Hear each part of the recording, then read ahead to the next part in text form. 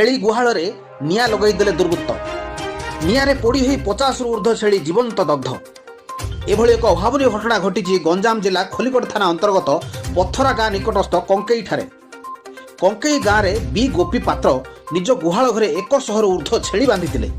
आज अपराह्न समय कौन दुर्वृत्त आसी छेली गुहाल घरे निआं लगाई फेरार हो जाइछन्ति।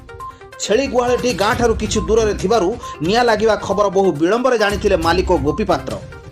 निआं जलिबार खबर पाइबा तत्क्षणी गोपी पात्र एवं तांको परिवार वर्ग निआं को आयत्त करने को चेष्टा कर विफल होगा पर खलिकोट दमकल को जणाइथिले। खबर पाई दमकल बाहिनी पहुंची निआं को संपूर्ण आयत्त करछन्ति। दुर्वृत्तଙ୍କ निआरे 50 रु 60 छेली जीवंत दग्ध हो जाइछन्ति।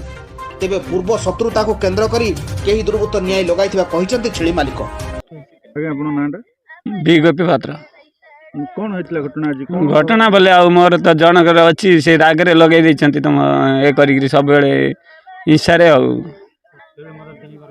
ईर्ष्या का सब ए तो जनर अच्छी एति छेली बिला मार देले। आपन केते छेली थिले? मोर ए 200 छेली अछि। ना बर्तन जो छेली एबे 50-60 टा पकैतिले कोडी ए बंगरा पकैत कौन का शत्रु के पूर्व शत्रु का पूर्व शत्रु बोल गिर का को आ कोन कहबा किछ दरकार नहीं का को हम कार कहबा बोल गिर केमति का कहबा से जे शत्रु हेले ता को हम कहब कोन करी कोन फायदा का को हम तो देखिन आखिने जाग देखिन हम कहबा आक बोल गिर कहि परिबानी आका। मो ना सत्यवादी मलिक मुई कंकेईर प्रेसिडेंट। तो सर आमे बर्तमान शुणिया पाइलु जे किसी गोटे लोकर 50-60 छेली गोठ पोड़ी हो जाइए।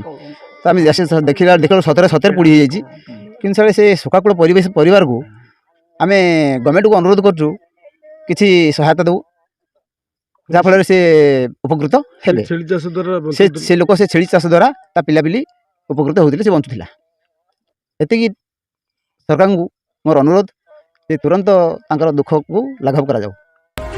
खलिकोटरू अश्विनी महांती रिपोर्ट नवीन न्यूज।